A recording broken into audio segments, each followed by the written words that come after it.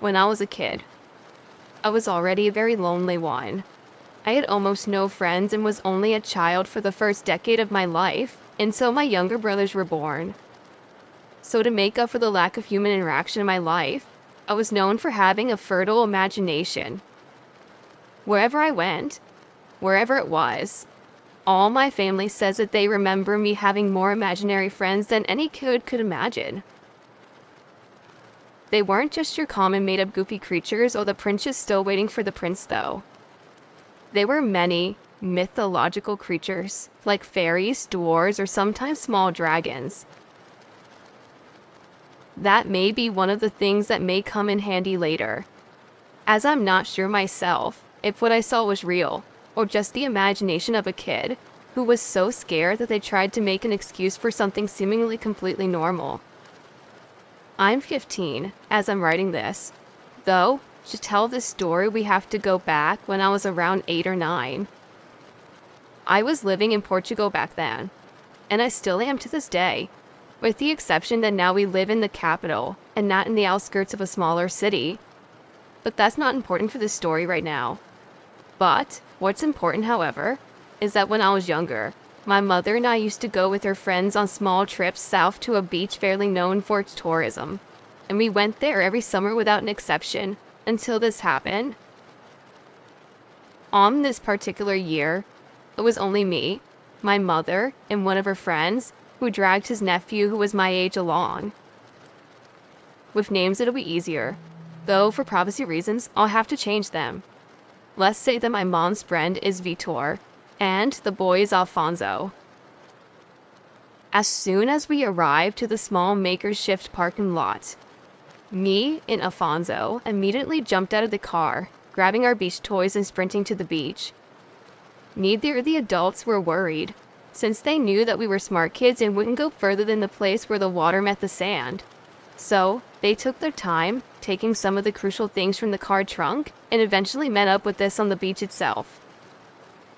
The day was overall fun and rather relaxed, at least until we decided to go into the water for the last time before heading to the cabin where we would be staying through the night. So, while my mom was taking some baths, me, Vitor, and Afonso went for one last swim. About 10 minutes passed normally. We are playing tag in the water. I was hiding under the surface so it would be harder for them to spot me, when suddenly a pain in my right leg made me scream underwater.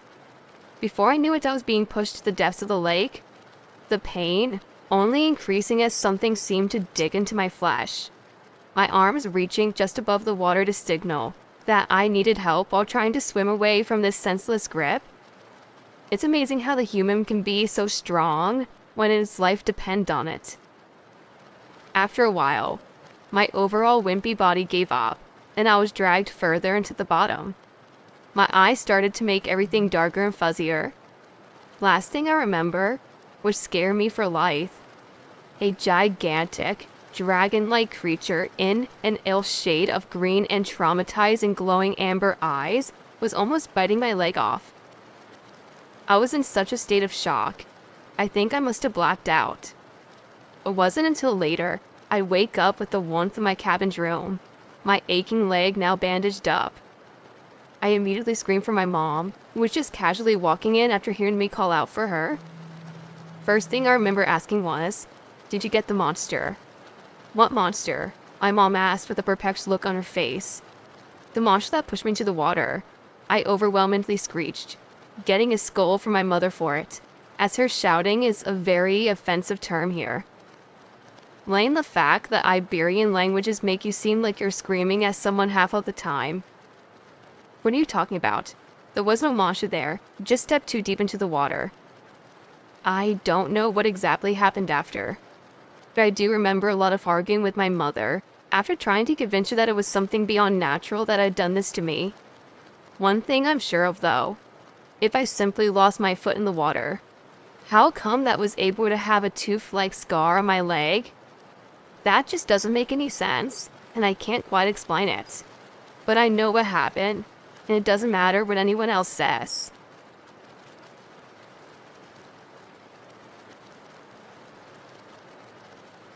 I've lived my whole life, almost 30 years, in Arkansas. Being raised a son of the South, it should go without saying that I've spent a considerable amount of time in our state's vast woodlands, hunting, camping, etc. So I never had any fear of the unknown. Depths of the forest or whatever woodland creatures resided out there until about 4 years ago. When I was a child, my parents moved us from a small town of Poyen out to a small town about 40 miles south of Little Rock. Both of my parents worked full-time jobs in order to pay off our new house and a significant swath of land bordering my grandfather's land. So, through much of my early childhood and early school, later on, I would go on and spend much of my time by Grandpa while my parents got home. He was a sweet old man, kind of an old hippie. About once a week, he would ask me to go on a walk with him through the forest, and in a time before I had cable or Xbox, I would gladly agree. Anything to get me out of the house and my own bedroom. Every walk was the same. About a half-mile trip down a good work path, past a large pit at the end of a tree, and then turning in at a trash line. We would go through some sandy marshes that were dry almost year-round, and eventually to a large oak tree and a hollowed knot growing on it about chest-high. When we got there, he would reach into his jacket pocket and pull out 3 or 4 eggs he would leave on the hollow. The first time I asked him why, he told me that before was a church on every corner. People used to live and die and pray in the forest. That the forest was more than just trees and squirrels, that it looked after people. All this sounded like religious nonsense. I had already had several head-butting arguments with my parents at this point over religion. Them being devout Baptists and I putting my faith more in a good Remington than some man in the clouds, I honestly never paid much mind after that. I still accompanied him on his walks though, and just thought of him as some kooky old man who dropped too much acid in the 70s. Until about 4 years ago when he died. He left me his house and his land, and I moved in right quick. Eager to make it out of that shitty little apartment I had ended up in some 45 miles away. My parents had split up and both moved to different places by then, so it was comforting on some level to go back to a place where I spent so much of my early life. In about a week's time after moving in, I had a good bit of trash to burn. Some of my stuff, but most of my grandpa's old junk he never got around to tossing out. It was mid-autumn by this point, but still way too hot during the day to have a fire, so I waited till about dusk, grabbed the last few bags of trash and some freezer-burned food, and made my way to the pit. I had the fire blazing after a couple of minutes. The last slivers of sunlight had dropped below the forest, making the only light the tall flickering flames dancing off around the trees. I sat down on an old stump and lit a cigarette as I watched the flames. I was so deeply enthralled in the orange and red dance, I had forgotten to throw the last load of trash in the pit. So, I stood and kicked the 2 bags into the flame and began unwrapping all the freezer-burned ground beef, peas, and steaks, throwing their contents into the tree line and the plastic into the flames. It wasn't until I threw the last steak, a big frosty T-bone, besides a corpse of smooth, white bark birch trees that something happened. I heard something low and rumbling, not quite a growl, but far from being a comforting sound. Then, one of the branches of one of the smaller birches began to bend, almost like it was falling in slow motion.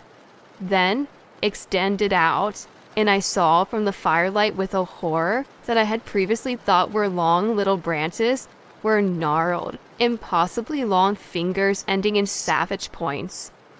They sunk into the cold meat, and something half stepped out of the cover of the trees. It was hunched down and thin, but I could tell it would be a good foot over my head should it decide to stand. It looked at me the whole time and slowly dragged the meat over to itself. Its eyes reflected no light, and I couldn't make out any facial characteristics except a mouth too wide for its head, filled with canines. It brought the steak to its mouth, and with a sickening crunch ripped a piece off. I didn't see much after that. I guess I had been standing, and slowly backing away because the next clear thought I had was sprinting back to the house, where I bolted the door and loaded my shotgun.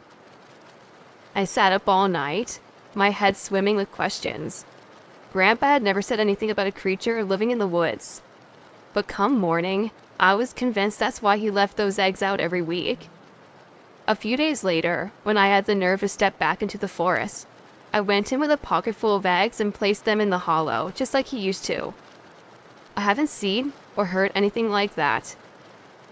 I haven't seen or heard anything like what happened that night in 4 years. Yet once a week, every week, I make a trip into the forest and leave my offering.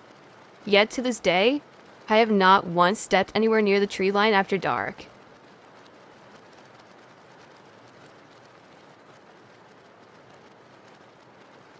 Growing up, I was always told to be careful outside and never go out alone during the day or night in the woods. And for most of my childhood, I was good at it. But my family did have a few bumps in the night that seemed to scare my father. And around the time I turned 14, my father had enough and we packed up and moved. But he could never sell it since it was his family's home that his grandfather built after he came over from Germany right before the turn of the century. Anyway, the property will come into play for the other 2 stories, but my first one isn't anywhere near my place. One snowy night when I was a senior in high school, my friend and I decided to go out for a midnight drive down a back road that had a railroad track to one side and woods on the other.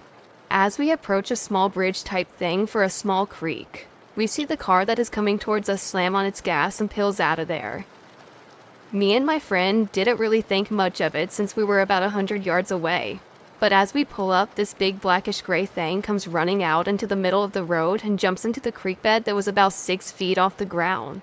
But before it did that, it gave us this look with bright orangish yellow eyes. And as it goes into the bed, me and my friend both look at each other and scream at the top of our lungs. And then he steps on the gas to get out of there. The next day after school, we went straight over the bridge that this thing had jumped into. We found some tracks, but they all looked like something was heavy and fast moved through the area. We left not knowing what it was. My second encounter happened when I was 20 and out deer hunting on the farthest part of my property. I was hunting by myself, which I liked to do at the time, especially being home from college. I just really liked the peace and quiet. Anyways, at the time I was armed with my rifle and I was a pretty good shot at about 100 yards with it. Anyway, I had been sitting in my tree stand where I started to hear footsteps running along, sounding like a big buck running.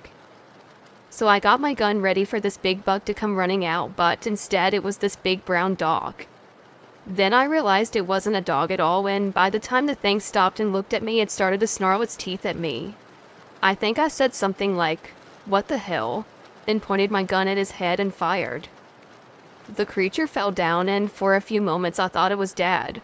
So I made the stupidest decision in my life to walk up on this thing and look at it. As I walked up onto it, it looked like it had fell forward instead of backwards, like I had seen it do when I had shot it. And as I get closer to it, I realize the thing isn't dead.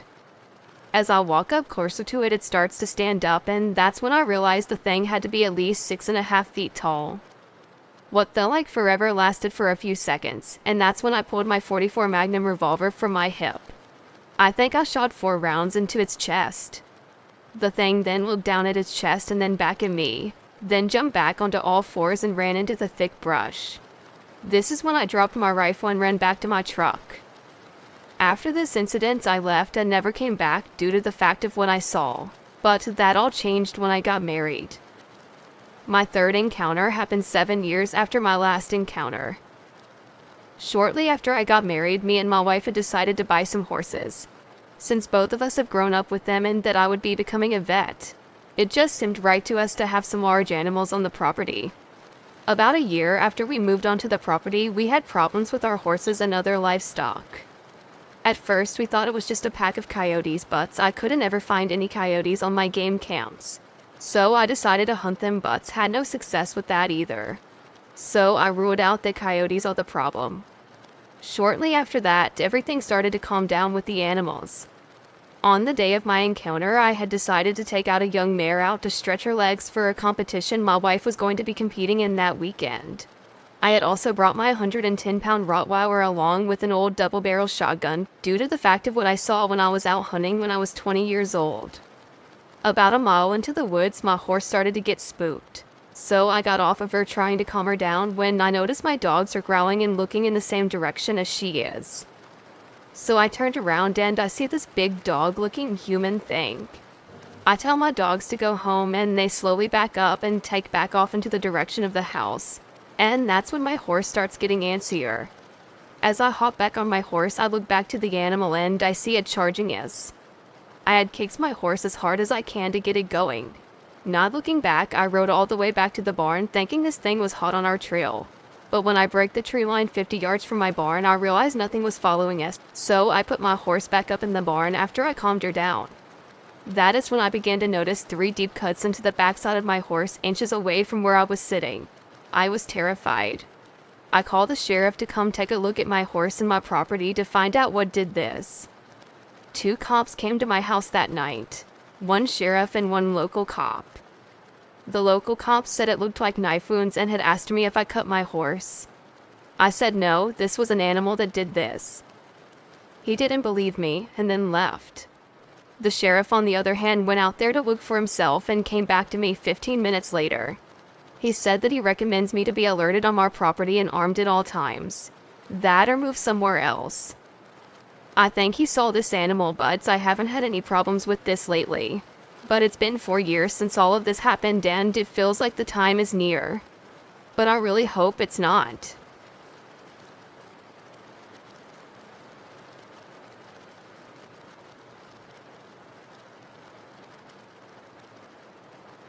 To start off, I'm a young man, and I have been a Christian for many years now, and would consider myself very strong in the faith. I've also seen many things that I can only hope that not many other people ever will. Now, my tales are not exactly a single story, but yet a compilation of a few experiences that are strongly connected. From a very young age, I had been followed or rather stalked by a creature that I could not identify until years after my first experience. One of the earliest memories that I have is of me laying on the top bunk of my bunk bed with my younger sister under me. My older sister was in the room adjacent from me, and my parents were in a room at the end of the hall. I remember awakening in bed and glancing around to see what had awakened me. I looked at the glowing blue numbers on my alarm clock. 4:25 a.m. My eyes then shifted to the dark hallway, lit only by a small night light, emitting a faint orange light. Then, I realized what had awakened me, as I could hear a deep voice coming from the hall. It began to speak in tongues. I, to this day, cannot understand what it was saying. I felt as if the voice were speaking to me, as if it only wanted me to awake to hear its gravelly lullaby. I slid down the ladder and checked on my sisters. Both were still asleep. Thinking it could have been my dad or the TV, I snuck into my parents' room. Both were in deep sleep, and the TV was black and turned off. Still curious, I went downstairs to see if that TV was left on as well. To my avail, it wasn't. And so, the child I was, terrified of the unknown in the dark, I bolted up the stairs. As I lay in my bed, I could still hear the deep, gravelly voice in the hall. Years later, it was the summer and I was 10. My family moved, and though I still had the bunk bed, I had my own room with a huge window. At the time, I had blinds over the window, which still let tons of light in, but regardless, I had them. Because it was the summer, I had been sleeping in, probably about 11. I remember laying on the top bunk with the ladder and the window both right above my head. I remember laying on the top bunk with the ladder and the window both right off my head. I remember awakening with a jolt and instantly sitting up and turning right all in one motion, only to see a completely black silhouette of a man with large white eyes climbing the ladder of my bed. In the same second that I did this, I awoke for real. In the same exact thing, seeing the same exact figure, all in the same second. Like mentioned, this entire thing happened in 1 second, and I have come to the realization that the first joke was a dream, and the second was actually me waking up. I yet again repeated, but without ever laying back down. Of course, the instant I blink, the shadow was gone. I have considered this being sleep paralysis, except I was far from being paralyzed. Now for the part where I connect these two stories and tell a new one all at once. This happened the summer I was 12, and this summer was packed full of these encounters, so I'll only tell the most dramatic. It was night, and I was up later than anyone else in my family due to the fact that there was no school for months. It was pretty late, and after I finally decided to sleep, I laid in my bed, no longer the bunk bed, and see a figure in the corner. It was the same exact figure I saw just 2 years earlier, and yet again, he just stared for a while before he began to speak in that same, deep, gravelly voice that I heard so many years before. Yet again, he spoke in a language unknown to man. But, to compare it to something, it sounds really similar to the language the orcs in the Lord of the Rings speak. He just stops there, immersed in shadow, and spoke to me. I sat in horror for maybe 5 minutes, maybe an hour, I don't know. To be honest, it felt like forever. After he was done, he went silent and laid back into the shadows until he was devoured by them. I lay there still for hours before exhaustion got the best of me. It was about this time in my life that when I tried to classify this creature into some category of animal, I came up empty-handed. It was then that I felt enough connections between this creature and the demons described in the Bible to classify it as maybe possibly being one. After I realized that it was a demon that had been plaguing my nights, I began to look for them in the Bible and read as much of them as I could. I found most of my stuff in New Testament and a little in the Old Testament. I learned how to scare them off and how to get them to leave. This skill became essential as time went on, and as I took my life back, I could see that they were getting more and more brave as the years went on. One night, I was practicing my double bass for orchestra in our office. After a while, I saw a small, what I could only say a demon, sitting by the cabinet. It was only about 1 to 2 feet tall, stood there and growled at me. He began to let out what I could only describe as like a scream or a whine or a wail all mixed together. It tried to lash out and strike at me. After about a minute of me watching this, I finally yelled, "In the name of Lord Jesus Christ, be gone." And with that, it shrieked and ran away. That was my first time getting rid of what I can only describe as a demon, and I owe it to finding out how to do it in the Bible. My final encounter that I feel comfortable sharing was also in the same summer. Once again, I was in my bed near the end of summer, and after I lay down, I once more see the demon standing in the same corner as last time. Also, just like last time, he stood for about a minute before speaking. However, after about a minute of this, he rose his left arm and pointed out my open window. I looked out, and it looked like I could see more shadows of somewhat human-looking creatures. Except these ones were taller, maybe 8 to 10 feet tall, muscular, and rotten looking. It was really creepy, and to this day I don't really think I can give you a solid description. I'm still encountering these things every once in a while. I have also come to the realization that they are constantly surrounding us, yet they only occasionally unveil themselves for our eyes. I wish you all a good day and hope that you never encounter what I have.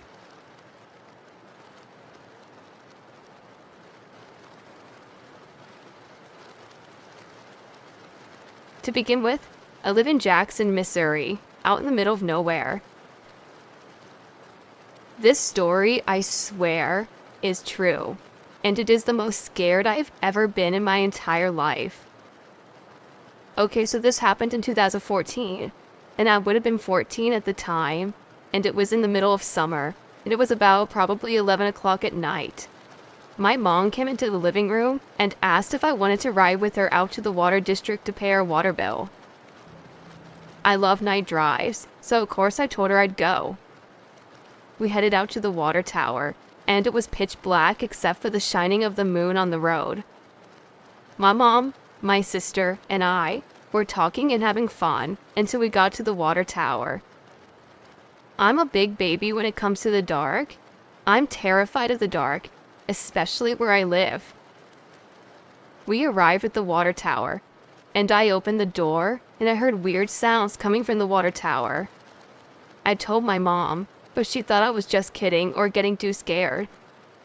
I stepped out of the truck and walked to the door and slid the envelope into the door. I ran back to the truck as fast as I could and slammed the door. My mom laughed at me and she backed out of the driveway of the water district. We were turning onto the highway and all of a sudden, a huge creature flew out in front of our truck. This thing was like 8 feet tall and had a wingspan of 10 feet. It was a gray color and had the body of a man. It looked like it flew down from the water tower. It definitely came down from a height. It flew slow and close to the ground. It seemed like time slowed down and the world stopped for a couple of minutes while we stared at this creature. My mom and I screamed and my mom floored it out of there. She had me looking behind us to make sure it wasn't following us home. We were in shock, and my sister didn't see it because she was on her phone, but she heard us screaming. We finally made it home and I ran inside. I didn't sleep that night, and I was crying really hard. Still terrified of the water tower, and I would never go back out there at night. I found out that a conservation area is out there, and it's probably where the creature lives. About a year ago, an episode of Monsters and Mysteries in America came on, and it was about flying humanoids. I automatically started crying again, and I ran to tell my mom about it. The sighting was in the Ozarks in Missouri, and for those who don't know, the Ozarks are about 4 hours away from where I live. The men in the show described exactly what we saw. The gray color of the man, the height of the creature in the wingspan, the flying in front of the car, and coming from a height. Not many people believe us, but that's fine. I know what I saw. And I don't need anybody else to tell me that.